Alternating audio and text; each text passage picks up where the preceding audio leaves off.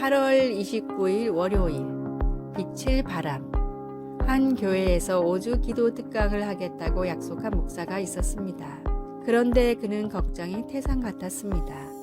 수강생들이 내 강의를 좋아할까? 나 같은 강사를 좋아할까?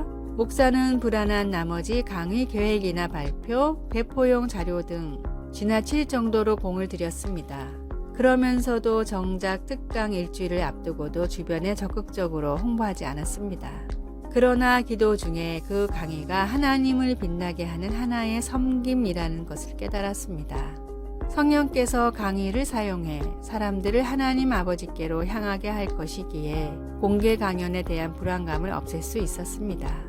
산상수훈에서 예수님은 제자들에게 이렇게 가르치셨습니다. 너희는 세상의 빛이라. 산 위에 있는 동네가 숨겨지지 못할 것이요 사람이 등불을 켜서 말 아래에 두지 아니하고 등경 위에 두나니 이러므로 집안 모든 사람에게 비추느니라. 목사는 그 말씀을 읽고 마침내 소셜미디어에 특강 광고를 올렸습니다. 거의 즉각적으로 사람들이 감사와 기대를 표현하면서 등록하기 시작했습니다. 그들의 반응을 보면서 그는 이같이 너희 이 사람 앞에 비치게 하여 그들로 너희 착한 행실을 보고 하늘에 계신 너희 아버지께 영광을 돌리게 하라는 예수님의 가르침을 다시 묵상해 보았습니다. 그리고 그 가르침을 마음에 담아 기쁨으로 강의를 할 수 있었습니다. 말씀. 이같이 너희 빛이 사람 앞에 비치게 하여 그들로 너희 착한 행실을 보고 하늘에 계신 너희 아버지께 영광을 돌리게 하라. 마태복음 5장 16절. 찬송 331장 영광을 받으신 만유의 주여. 기도. 예수님, 하나님께서 제게 주신 빛을 비추도록 능력 주셔서 사람들이 주님을 보고 주님께 영광을 돌리게 하소서. 예수님의 이름으로 기도드립니다. 아멘.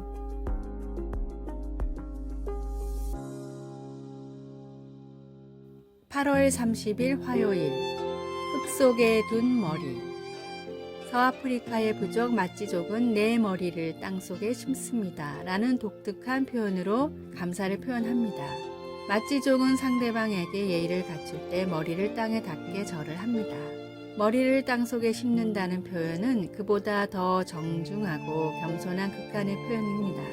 감사를 그렇게까지 표현해야 하나 싶기도 하지만 사회학자들의 연구에 따르면 감사는 인간 사회가 존재하기 위해 반드시 필요한 요소라고 합니다.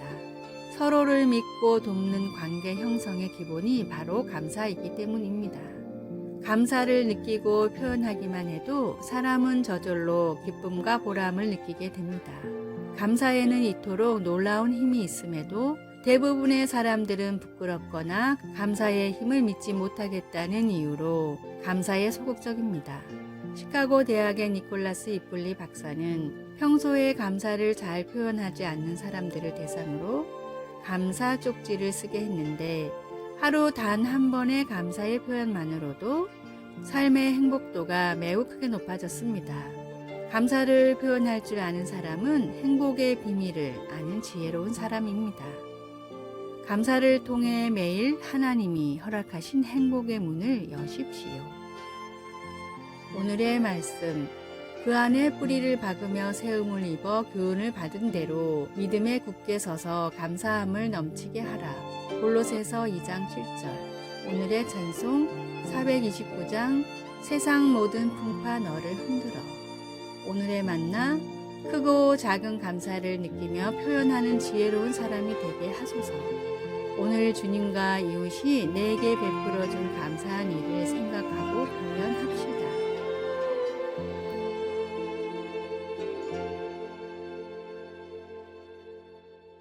8월 31일 수요일.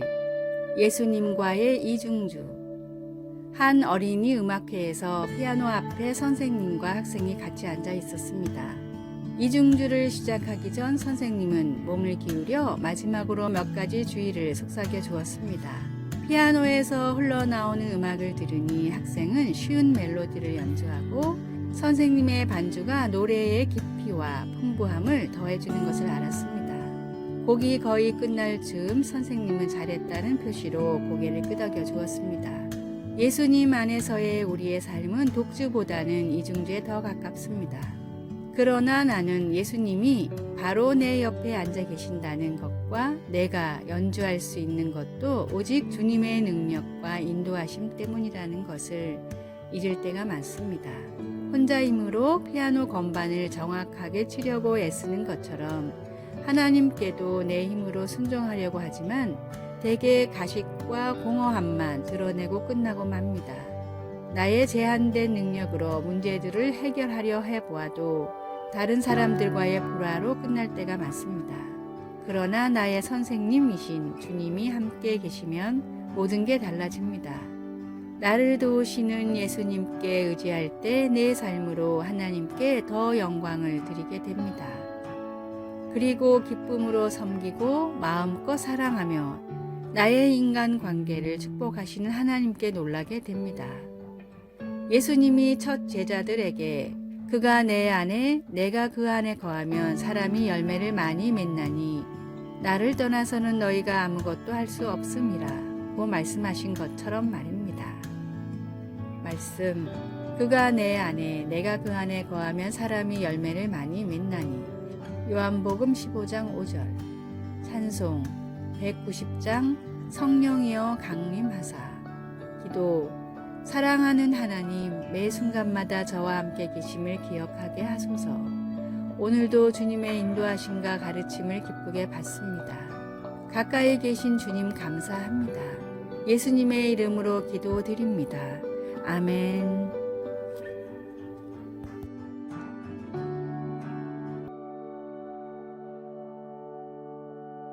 9월 1일 목요일 오렌지를 따는 일. 미국 캘리포니아주 남동쪽의 리버사이드 카운티라는 작은 도시의 중심에는 시청과 큰 공원이 있는데 그 공원에는 도시에서 가장 존경하는 세 사람의 동상이 있습니다. 첫 번째 동상은 흑인들의 인권을 위해 평생을 바쳤던 마틴 루터킹 목사님의 동상과 나에게는 꿈이 있습니다 라는 글귀가 적혀 있습니다. 두 번째 동상은 인도 독립의 영웅 간디입니다. 간디는 미국인은 아니지만 그의 생애가 영화와 책으로 미국에 많이 알려져 많은 사람들이 간디를 존경합니다. 세 번째 동상은 도산 안창호 선생입니다. 마틴 루터킹과 간디와는 달리 안창호 선생이 한 일은 그저 리버사이드 카운티의 오렌지 농장에서 일을 한 것뿐입니다. 그는 오렌지 농장에서 오렌지를 딸 때 가위질을 함부로 하여 다른 오렌지에 상처를 입혀 썩지 않게 하도록 늘 강조하고 그것이 농장에서 계속 일하며 돈을 벌어 독립운동 자금을 댈 수 있기에 정성스럽게 일을 하는 것이 곧 애국의 길이라 하였습니다. 처음에는 도산을 이해하지 못했던 한인 교포들이었지만 꾸준히 일을 마다하지 않고 솔선수범하는 도산에게 차츰 마음의 문을 열기 시작했습니다. 안창호 선생이 오고 리버사이드 카운티의 모든 한국인들의 말과 행동이 바뀌었기에 그 지도력을 인정해 지역의 유지인 오렌지 농장의 주인이 적극 추천하여 안창호 선생의 동상을 세우게 되었던 것입니다. 안창호 선생이 희망으로 사람들을 세웠듯이 목수의 아들로 가장 낮은 곳에 임하셨던 예수님도 세상의 소망이 되셨습니다. 귀한 보혈로 나에게 심겨진 예수님의 희망으로 새롭게 변화하고 또 변화하십시오. 오늘의 말씀. 너희는 세상의 소금이니 소금이 만일 그 맛을 잃으면 무엇으로 짜게 하리요. 후에는 아무 쓸데없어 다만 밖에 버려져 사람에게 밟힐 뿐이니라. 마태복음 5장 13절. 오늘의 찬송 546장 주님 약속하신 말씀 위에서. 오늘의 만나 세파에 빠져 흘러가지 않고 말씀 위에 서는 믿음을 가지고 세상을 비추고 희망을 주는 참된 그리스도인이 됩시다.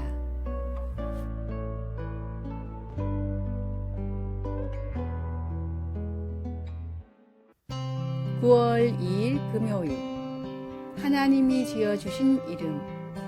살아가면서 별명을 얻어본 적이 있습니까?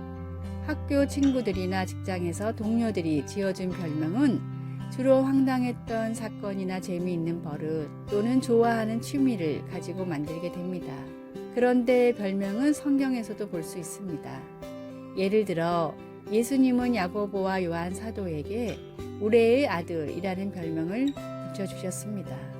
성경에서 누군가 스스로 별명을 붙이는 것은 흔치 않은 일인데 나옴이라는 여인은 남편과 두 아들이 죽었기 때문에 사람들에게 괴로움이란 뜻의 마라로 자신을 불러달라고 했습니다.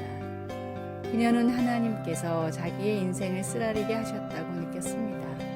그러나 나오미가 자신에게 붙인 새 별명은 오래가지 않았습니다. 가족을 잃은 엄청난 충격이 그녀의 인생의 끝이 아니었기 때문입니다. 처절한 상황 가운데서도 하나님은 사랑하는 며느리 룻을 통해 그녀를 축복하셔서 결국에는 룻이 재혼하여 아들을 낳아 나오미에게 다시 가족을 이루어 주셨습니다.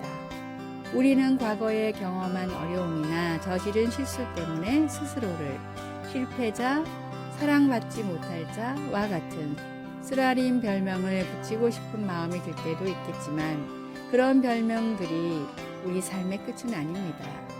우리는 그런 꼬리표들을 하나님께서 우리 각자에게 붙여주신 사랑한 자라는 이름으로 바꾸고 아무리 힘들 때라도 하나님의 공급하시는 손길을 찾아야 합니다. 말씀 나오미가 그들에게 이르되 나를 나오미라 부르지 말고 나를 마라라 부르라. 이는 전능자가 나를 심히 괴롭게 하셨음이니. 룻기 1장 20절. 찬송 366장 어두운 내 눈 밝히사.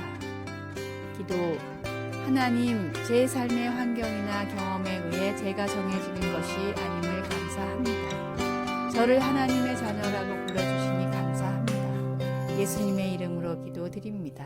아멘. 아래의 빨간색 글자 구독을 누르시어 더 많은 전도의 열매를 맺으시기를 기도합니다.